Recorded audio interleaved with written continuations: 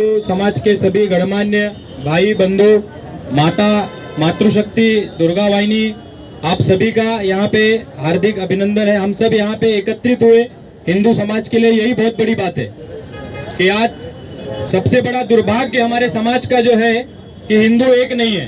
प्रधानमंत्री को उस गद्दी पे बैठ के, प्रधानमंत्री की कुर्सी पे बैठ के ये नारा लगाना पड़ रहा है, समझाना पड़ रहा है हिंदू समाज को कि जैसे अर्जुन जी ने बताया कि एक है तो सेफ है, एक है तो नेक है, बटोगे तो कटोगे। उत्तर प्रदेश के मुख्यमंत्री जहां पे भी जा रहे हैं, माननीय आदित्य योगी नाथ जी वहां पे हिंदुओं को संदेश दे रहे कि बटोगे तो कटोगे। यही बात संघ परिवार, बजरंग दल, विश्व हिंदू परिषद आज 60 वर्षों से हिंदू समाज को समझा रहा है, चाहे वो हिंदुस्तान का हिंदू समाज हो, चाहे विश्व में रहने वाले किसी कोने में बैठा हिंदू समाज का कोई व्यक्ति हो, उसको यही बात समझाई जा रही थी कि आप एक रहोगे तो सेफ रहोगे, बटोगे तो कटोगे। इसका उदाहरण हिंदू समाज इतनी हद तक सोया हुआ है कि इसका उदाहरण हमने कश्मीर में भी देखा, इसका उदाहरण हमने उड़ीसा में भी देखा, इसका उदाहरण हमने बंगाल में भी देखा ममता बानो की सरकार में। अब उसका जीता जागता उदाहरण जो है, कश्मीर तो हमने नहीं देखा लेकिन हम बांग्लादेश देख रहे हैं। आज बांग्लादेश में हिंदुओं का जो नरसंहार हो रहा है, ये वही राक्षस है जो उस समय पे हुआ करते थे। ये जब वो कुत्ता अफजल और वो कुत्ता जब औरंगजेब जब हिंदुस्तान में आया था, जो नरसंहार उसने उस समय पे मचाया था, आज वही नरसंहार आपको देखना है तो आप बांग्लादेश को देखिए न्यूज में। ये उनके ही वंशज है, ये सुअर उनके ही वंशज है, अफजल और औरंगजेब के, बाबर के, खिलजी के। ये खिलजी जब हिंदुस्तान में आया तो उसने इसी तरह से हमारी माँ बहनों के साथ में बलात्कार किए, इसी तरह से हमारी माँ बहनों को बीच चौराहे पे काटा और उनकी मंडियां लगा के बेची गई। ये वही कुत्ते, यही सुअर उन औरंगजेब की और खिलजी की औलादे है।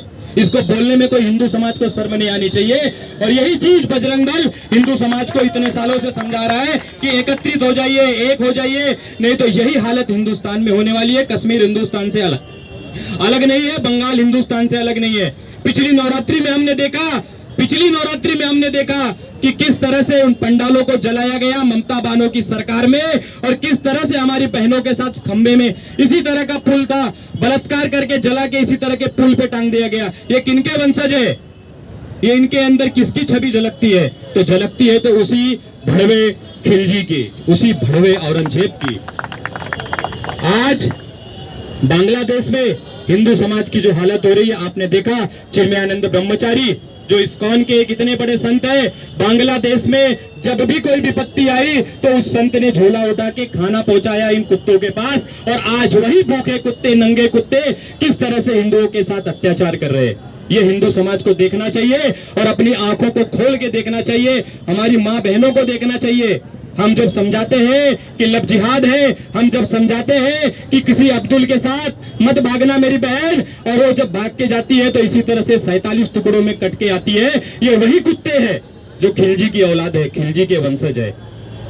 हम 2 दिसंबर के दिन हमने बांग्लादेश एम्बेसी में हम निवेदन देने के लिए गए थे बांग्लादेश एम्बेसडर को। आपको बताता हूँ, मैं हमारे यहाँ पे उपस्थित जो पुलिस बंधु है, जो बजरंग दल के कार्यकर्ताओं के ऊपर आंदोलन के बाद केसेस डालते हैं, आंदोलन के समय परवानगी, परमिशन लेने के लिए हमें जानी पड़ती है। मैं आपको बताता हूँ, 2 दिसंबर के दिन मैं खुद वहां पे था। हमारे प्रांत के सह संयोजक गौतम रावरिया को कॉलर पकड़ के पुलिस ने उठा के जेल में डाला।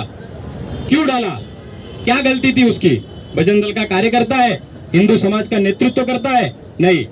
ये पुलिस बंधुओं को भी समझना चाहिए कि बंगाल में आपने देखा कि प्रधानमंत्री को रातों रात 2 घंटे के अंदर कुर्सी छोड़ के भागनी पड़ी।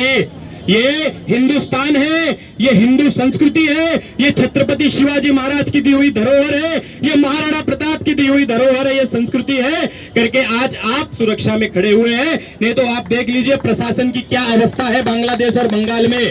प्रधानमंत्री को जो देश का नेतृत्व कर रही है उसको 2 घंटे का, आधे घंटे का समय दिया गया कि तू देश छोड़ के निकल जा, नहीं तो तेरे साथ क्या अवस्था होगी वो देख लिया गया। उनके अंतर्वस्त्रों को उन कुत्तों ने ऐसे न्यूज में लटका के दिखाए गए।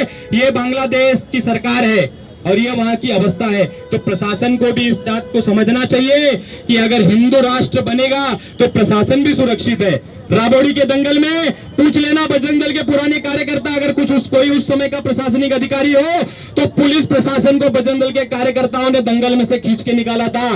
जब ये कुत्ते उनको मारने जा रहे थे, महेश जी उपस्थित है यहाँ पे, पूछिए दंगल में थे, पुलिस प्रशासन को बजरंग दल के कार्यकर्ताओं ने बचाया। और यही पुलिस प्रशासन बजरंग दल के कार्यकर्ताओं को कॉलर पकड़ के उठा के फेंकती है। आजाद मैदान की घटना प्रशासन को भूलनी नहीं चाहिए। ये वही औरंगजेब और खुंजी की औलादें थी जो हमारी महिला पुलिस बहन के ऊपर किस तरह से उन्होंने हाथ डाला था। प्रशासन को इस बात को भूलना नहीं चाहिए। ये जब हिंदू राष्ट्र बनेगा, जब रामायण और भगवत गीता से जब देश चलेगा तो सम्मान सबका होगा, माता बहनों का भी सम्मान होगा और भाइयों बहनों का भी सम्मान होगा, प्रशासन का भी सम्मान होगा। बांग्लादेश में जिस तरह की आज ये अवस्था हुई है, हमारे सभी वक्ताओं ने आपको यही समझाया। यहाँ पे उपस्थित सभी हिंदू समाज के जनमानस को यही मैसेज दिया गया कि आप एक हो जाइए, आप नेक हो जाइए। अभी मैं आया तो एक हमारे बंधु जो बता रहे थे कि गांव में जमीन मत बेचिए, गांव में इनको गाले मत दीजिए। ये अवस्था अभी कुछ दिन पहले की आपको बता रहा हूं, दीवा की है घटना। एक हिंदू बहन को एक मुसलमान कुत्ते के औलाद अपने घर में बिठा के अंदर शटर के अंदर बंद करके रखा था। हमारे बजरंग दल के कार्यकर्ताओं ने जाके उस बच्ची को मुक्त करवाया। ये अवस्था हो रही है हमारे गाँव में, हमारे शहरों में, हमारे घरों तक ये आग पहुंच गई है। अब हमें आपको ये चीज समझने की जरूरत है। बांग्लादेश, हिंदुस्तान को बांग्लादेश नहीं बनाना है तो संघ परिवार से जुड़िए, बजरंग दल से जुड़िए और समाज का नेतृत्व करिए। समाज को घर से बाहर निकालिए और उनको बताइए कि क्या घटना घट रही है। नहीं तो बांग्लादेश बनने में भाइयों समय नहीं लगने वाला है। आज उनकी आप देख रहे हैं उस इस्कॉन के संत की क्या अवस्था करके रखी है। कोई वकील नहीं है केस लड़ने के लिए। और हमारे देश में रात को 12 बजे अदालत खोल दी जाती है इन कुत्तों के लिए। कसाब के लिए 100 वकील खड़े हो जाते हैं लड़ने के लिए। आज चिन्मयानंद स्वामी को एक वकील नहीं मिल रहा बांग्लादेश में। उन्होंने खुलेआम धमकी दी है, अगर कोई वकील अगर इसका केस लड़ने गया तो उसको जिंदा जला देंगे। ये अवस्था